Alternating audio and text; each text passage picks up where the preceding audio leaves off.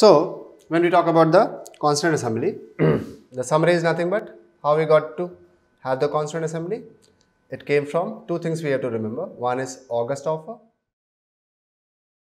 right? And other is CMP, that is called Cabinet Mission Plan in 1946. Though Britishers criticized us a lot that ruling you is a whitesman burden philosophy and all those things. You are not able to make your own constitution and all those things. But we said that you just leave that. We'll take care of that. You give us the right. So here when we talk about the Constituent Assembly, we got it under Cabinet Mission Plan. But at that time, it was not a sovereign body. Why it was not a sovereign body? Because it was under the Cabinet Mission. That is British Cabinet or UK people. So we were working under them. That's why it's not a sovereign body. But after IIA, that is India's Independence Act 1947, it became the sovereign body. Now some of you may be confused what exactly we mean by Constituent Assembly. It's nothing but, do you know the Parliament, the modern day Parliament, New Delhi? That same premises is nothing but known as Constituent Assembly. So as simple as to remember. So it was a place where people can assemble and they can do the job of drafting the Constitution. Is it clear? Great. Now, once we got the permission of having the Constituent Assembly, the objective of Constituent Assembly was very clear. What was the objective? Drafting of the Constitution. That was the objective, right? But the question was, what is the composition of the Constituent Assembly? Who all would be there in Constituent Assembly? Right? Because assembly means assembly of people. And from where we'll get the assembly of people? From where we'll have the people who all would be eligible? What is their tenure and all those things? Other eligibility criteria. All these things were left on us to decide upon. So, when we talk about the composition, what we'll do in the Constituent Assembly is nothing but, first we'll see the objective, then we'll see the composition, then we'll see the various committees and the commissions which are associated with the Constituent Assembly. Then we'll see the tenure, time which had been taken by the Constituent Assembly to complete or draft the Constitution. After the document was prepared, then we'll see what the criticism they have. Before the document has started being drafted, they came across certain challenges. So we'll see the challenges also. And for this, we'll give the appraisals as well as the solutions or suggestions. And this part will actually cover up our mains part. So far now whatever we have discussed in the Constituent Assembly, the historical thing and how we have set up this particular assembly, that may be important from prelims perspective, and whatever we are going to do here, this is going to be important for our mains perspective. So whatever way they are going to ask the question, we will be in a position to answer that question if we thoroughly understand that what is all about this term called Constituent Assembly. Alright, so when we talk about the Constituent Assembly, how it came into existence, it was demanded way back from 1885, got the approval in August of 1940, and finally it was established in 1946.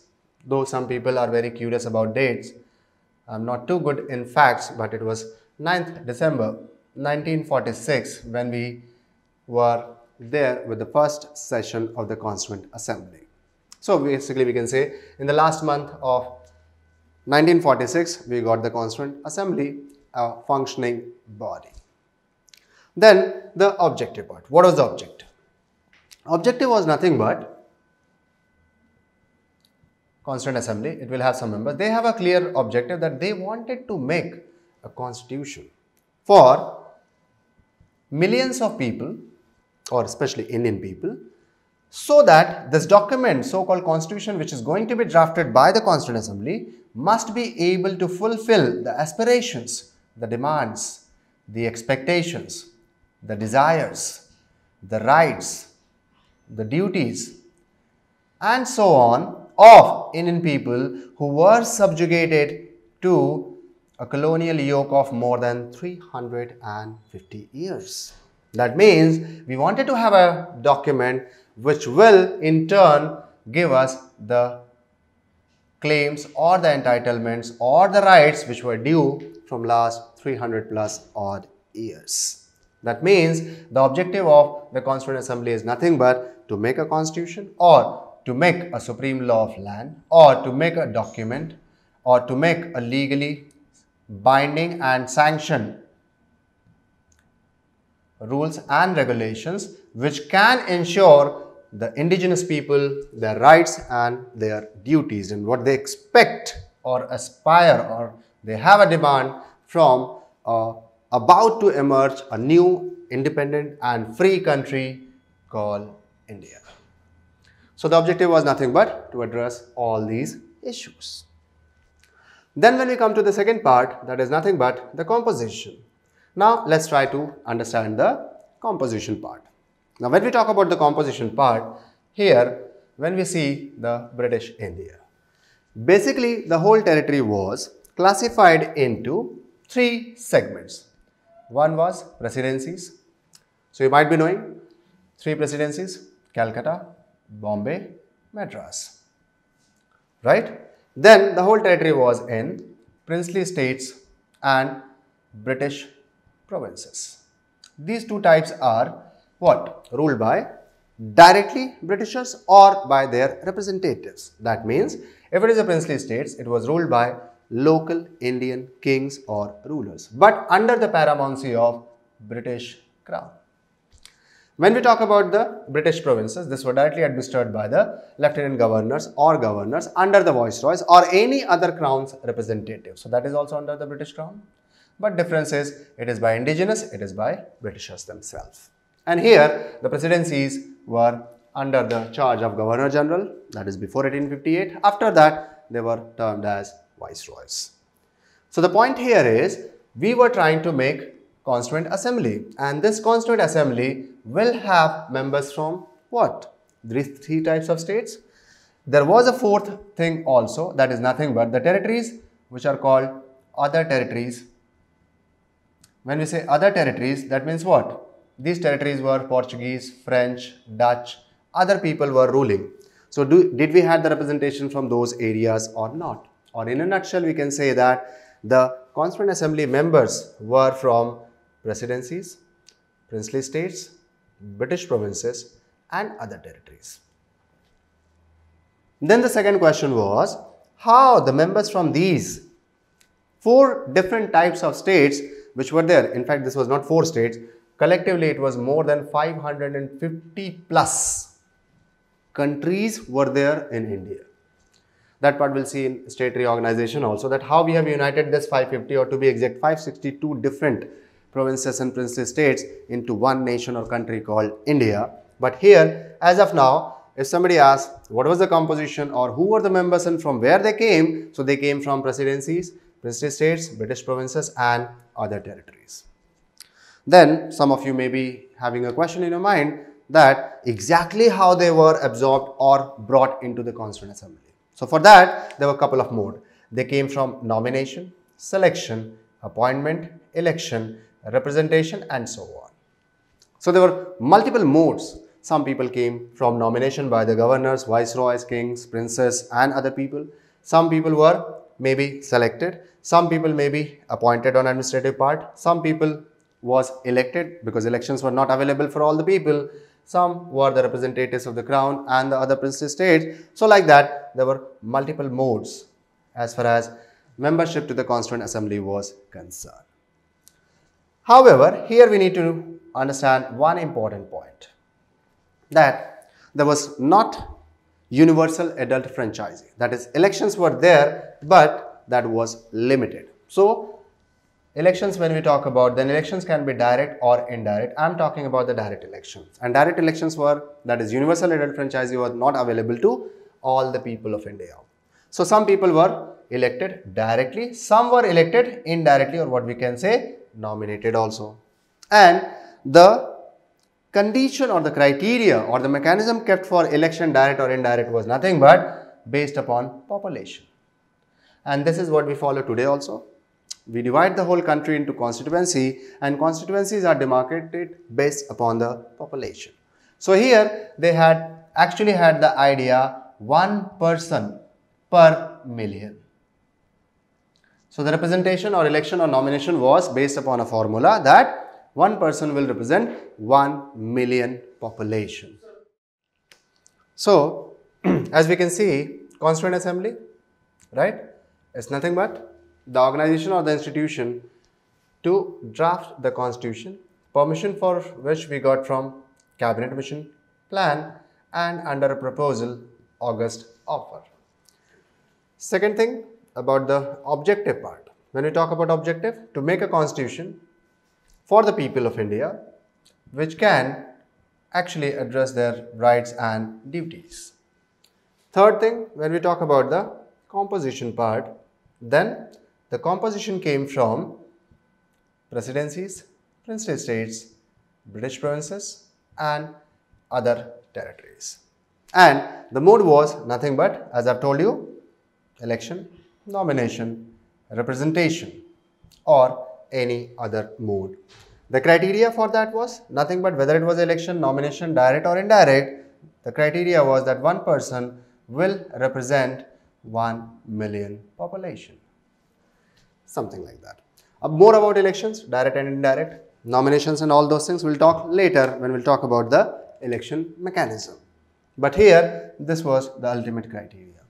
So, at that time, approximately, the population we had was nothing but close to 350 million or roughly what we can say 35 crore people. And 1 person per million means approximately we'll have 350 representatives in the Constituent Assembly.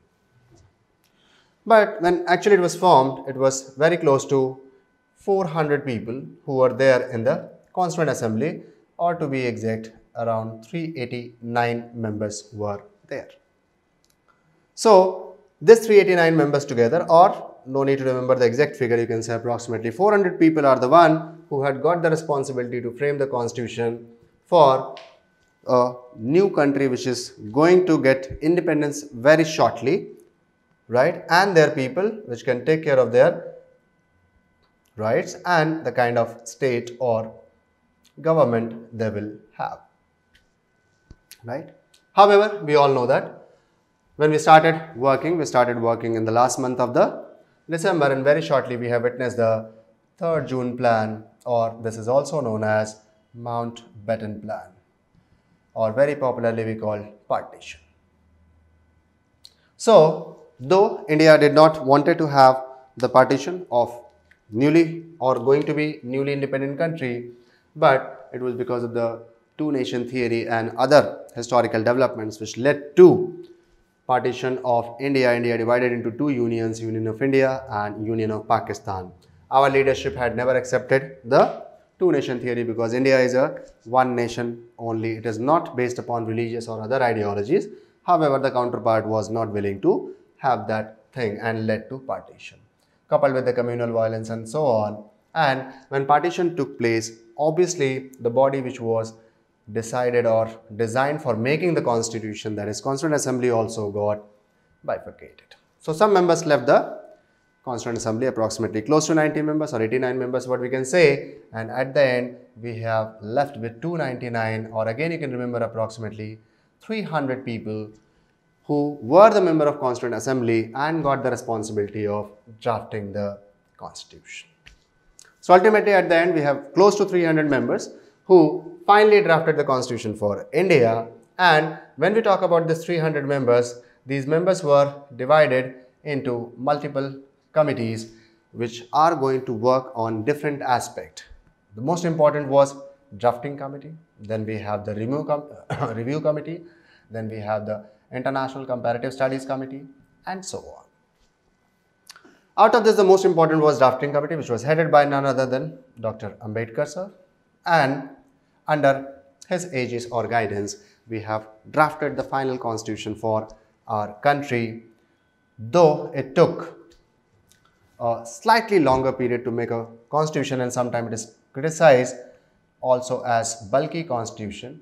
So it taken approximately 3 years to draft the constitution. Why it is bulky or lengthiest, that is a criticism also. We'll justify that when we'll go for the criticism analysis part, or to be exactly we can say 2 years, 11 months and 18 days. So rather than remembering this figure, what we can remember is 12 days short of 3 years, what we can say. So approximately you can remember that it was 3 years, which we have taken approximately to frame the constitution. Second thing, some people call it bulky also, so that part also we'll see, but that is under the nature, feature and characteristics of the constitution along with the criticism. But overall, if you want to understand, then this is how we have established the Constituent Assembly. So, covering the Constituent Assembly historical part, second part is the objective part, third is nothing but the composition part. Now we are going to enter into the fourth domain, that is nothing but we are going to look into challenges and the criticism of the Constituent Assembly.